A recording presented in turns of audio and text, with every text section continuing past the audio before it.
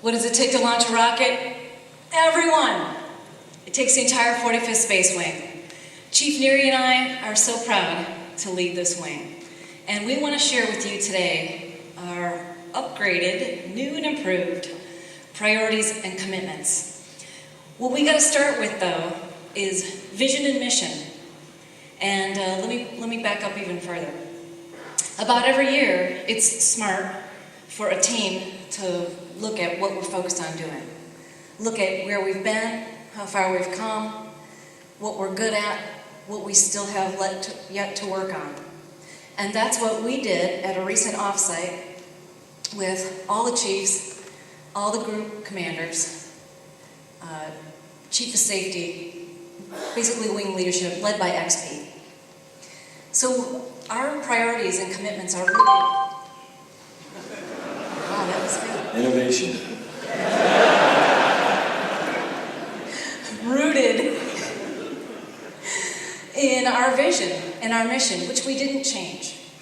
We still think we are working toward being the world's premier gateway to space. But what we do as one team, launching rockets, deploying airmen, that's the same.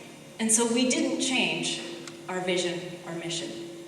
However, we did change priorities and commitments, and I'd like to walk you through what these mean. Still 100% mission success, still ignite innovation. We changed, deliberately developed people to invest in people, and I'll explain why in a little bit. 100% mission success has to be our goal. We all are part of the prime mission of launching rockets around here, but it takes hundreds, probably thousands of individual missions to get that done. So as you're out there doing your mission and achieving 100% mission success, we leaders are committed to helping you do that. And that's what the commitments are under the priorities. The prime commitment of your leadership team is to give you disciplined and safe processes. And we're going to ask you to execute disciplined and safe processes. It has to be our prime focus. You have to be well trained. You have to know your job. You have to be good at what you do, and you have to execute it in a safe and disciplined and rigorous manner. That is goal, objective, and commitment number one. That's why we're here. Full spectrum customer support is what makes us unique around here. There's a certain attitude at Team Patrick Cape that is infectious. Visitors see it. New members of our wing feel it. It's part of who we are. We have a customer service focus, not just those who are in a customer service business, but even like the FSS, but even folks over in safety who realize that we have to work with customers that come to the table. Resource responsibility will not go away. We still have a budget crunch. Even though we feel like we're executing pretty comfortably this year, and next year's budget looks to be about the same as FY14, FY16 is coming along, and that doesn't look so great. You might have heard some of our leaders, like General Hyten, talking about actually being a little bit nervous about FY16 because sequestration comes back into effect, and the Budget Control Act goes back to being 100% effective. That is a 10-year law, and we've only had a 2-year hiatus on that from Congress. So we have to continue to be very responsible in our use of resources. You need to prove wing readiness to me every day. What does that mean? Readiness to me is readiness to deploy, readiness to defend. If we have an active shooter or any other kind of crisis or emergency, I need to know this wing knows what it's supposed to do and can step up and execute. And so we will continue to put focus and emphasis on training and exercising to prove our own readiness. And we need to create something. We need to look into the future, and this is part of our mission, part of getting us to that premier, to our premier vision. We need to create something that will take us 20 or 30 years down the road, and that is the spaceport of the future. What can we do now to ensure that we're the world's premier gateway to space 20 and 30 years from now? We're committed to creating that vision and thinking strategically right now. Chief. Good afternoon, Sharks. How are we? Well, a couple days ago when General Armagno asked me to brief innovation, I had not seen the skit that you saw just a minute ago. And now I know why I got suckered into this piece of it. Because how the hell do you follow that, right? I'm not going to do push-ups, and I promise you I won't sing you an old Casey and JoJo song. That was awesome. But I will tell you that we are still focused on innovation. You know, the year of innovation has been a huge success. I know Sergeant Thomas talked about it up here with the 70 submissions that we've had.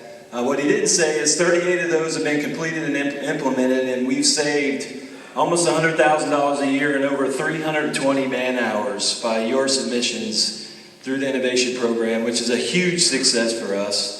But it's not just through the innovation program that we're able to see successes in the wing. And the purpose of this Ignite Innovation priority is to continue to develop this creativity that we know you guys have out there.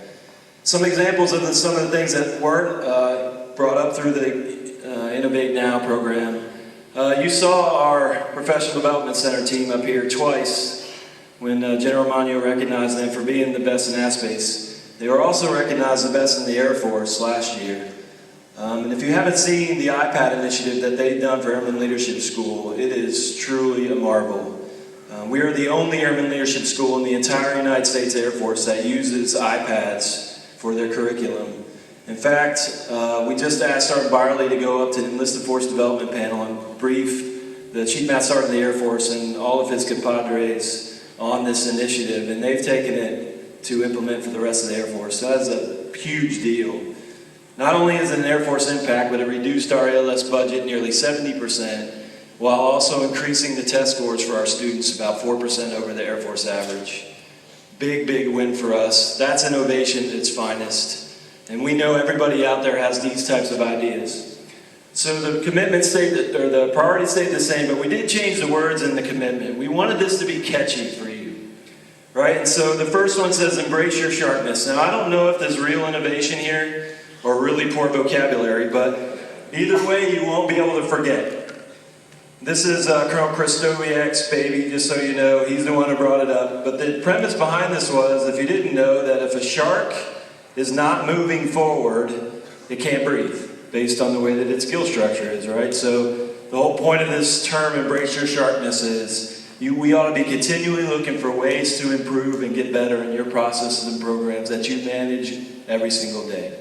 So that's the purpose of the sharpness, or the meaning behind the sharpness, okay? So we want to continue to do what you guys have been doing, but also seek improvements in those processes. And then this is a quote from our Chief of Staff, General Wells: stop doing stupid things. If it doesn't make sense, it doesn't work for your mission, then you need to elevate. Run it up the chain and see if there's options so we don't have to do those things anymore, especially if they just don't make sense, okay? So it's easy, we put the quote up there, our Chief of Staff says, hey, if it doesn't make sense, let's not do it. And we need you to identify those things that don't make sense in your work areas, okay?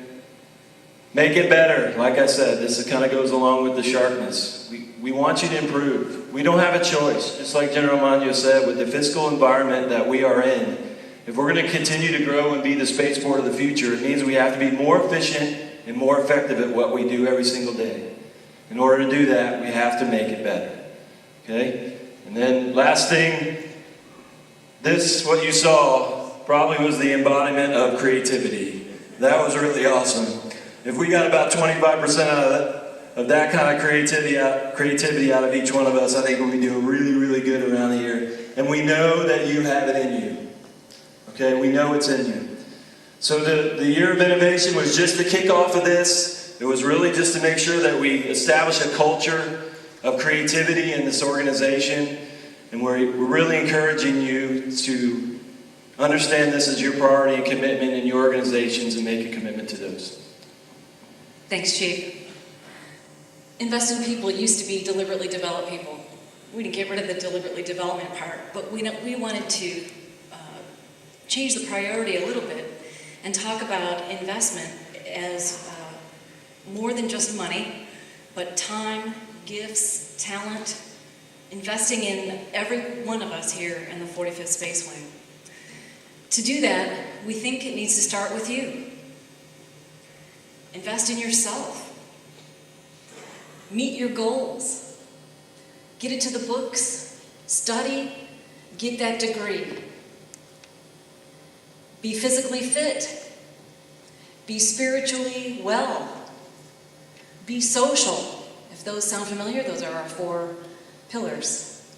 But starting with committing to invest in yourself, that's where this begins. Find balance in your life. It's hugely important, and I really do mean it. I really want you to find balance. Your family is important. Your health, it's all hugely important. So start with you. Make a commitment today. We want to take care of people and families, and we were doing that. I think we are doing that very well here in the wing. But General Hyten specifically announced this as one of his priorities, and so we wanted to pull it to the forefront of our commitments. Deliberately develop leaders. That, we all want to, I think we are all leaders, and we all want to grow leaders and develop leaders, but it does take a deliberate effort. If you're a supervisor, you need to know your airmen. You need to assess where they are today, what their goals are for the future, and figure out what they need to do to get there. That is a very deliberate thing. We deliberately develop leaders already very well, but there's always more to do. If you look at our Air Force level award-winning PDC, Professional Development Center, and all the courses that we offer, grassroots, they're completely amazing and creative, and they are meant to develop leaders in each and every one of you, and we're going to continue to focus on that. We need to not only have a culture of respect, we need to demand a culture of respect. I think this is an amazing team, and what makes us fantastic is that we respect each other. We come from all walks of life. We come from everywhere across this wonderful, beautiful nation. And some of us actually come from other countries. We come from different races. We are different genders. We have different political views. But there's no room in the professional team that comes together for any disrespect of any kind. That's what makes us special. And so to get at some of the problems that the Air Force as a whole has been dealing with over the last few years, like sexual assault, we demand a culture of respect. And so we will make sure we have that here at the 45th Space Wing. So, these are our priorities, these are our commitments, and I'd like to seal the deal with Chief and I signing our board. I know you can't really see it from anywhere at all, not even the front row. Yeah, it looks like that, but each group commander has signed it. and Chief and I are about to sign it to seal the deal. Go ahead, Chief.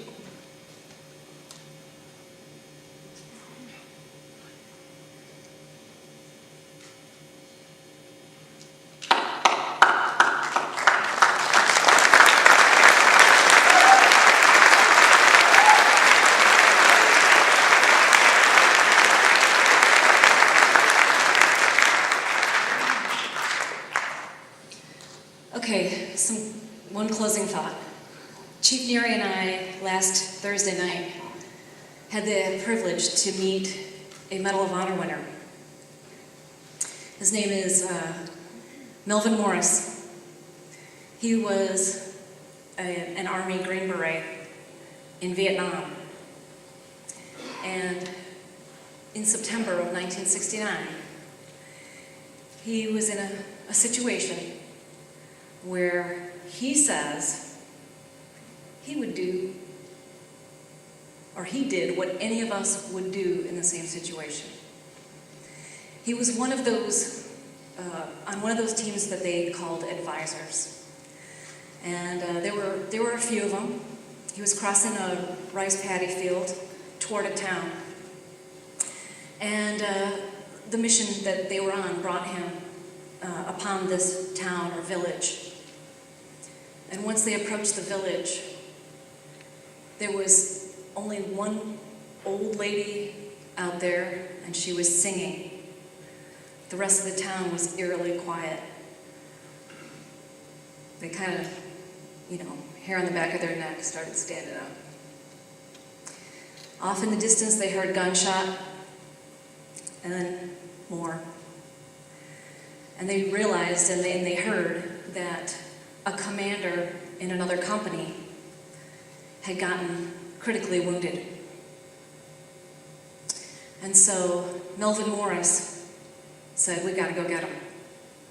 And he grabbed two of the guys on his team and went to go to where that commander was down to retrieve him and some documents that he was carrying that would have given the enemy a huge advantage as to what the plans of that team were that day. So as he fights his way toward the commander who's down, the two guys he brings with him get wounded very badly. So he brings them back to the line of safety. He grabs 2 bags of hand grenades, and he just starts lobbing hand grenades. Wherever fire was coming at him, he was throwing hand grenades. And he went after that commander. And he says today, "I would never leave a soldier behind." We know we would never leave an airman behind. In the process, he got shot 3 times as well. Almost lost a finger because of where the shot hit his hand. But of course he survived. And he brought that commander out, and that commander lived as well. And he went for years without being recognized with a Medal of Honor until March, when President Obama gave it to him. At the table I had in my hand his ring. Not only do they wear the medal around their neck, but they wear a ring as well, and he passed it around to everyone at the table, and it was just amazing to hold it. And by the way, he didn't tell this story. I had to look it up online because all he said was, "I just got some guys out of trouble. I was only doing what anybody else would do." And then at the end of the night, he gave me this coin, which is a Congressional Medal of Honor Society coin. And why I'm telling you this story is we belong to a very special team. Incredibly special. Because I believe that any one of you, every one of you in this room, would do exactly the same thing. You may not grab 2 bags of hand grenades, but you would not leave an airman behind. and you probably would put your life on the line to do so. I know that. And that's what makes us special. That's why I'm so proud to serve as your commander, and I'm so proud of each and every one of you. Enlisted, officers, civilians, even our contractors are all on this same team. We're all in this together. And I really couldn't be prouder of the team that we've assembled right here. So with that, I am going to ask if there are any questions on anything we talked about today. And since there usually aren't, Chief and I will stay up here for several minutes afterwards if anyone wants to come up and personally ask us some questions. Before I leave you, I know this doesn't happen out of the blue. This takes a lot of work to put a commander's call together. And so I would like to call Lieutenant Chatters out, Lieutenant Arnold, our MC, any other stage hands and proffers that are hanging in the wings back there, come on stage, and anyone in the audience who had anything to do with preparing for today's commander's call, please stand and be recognized. Well done.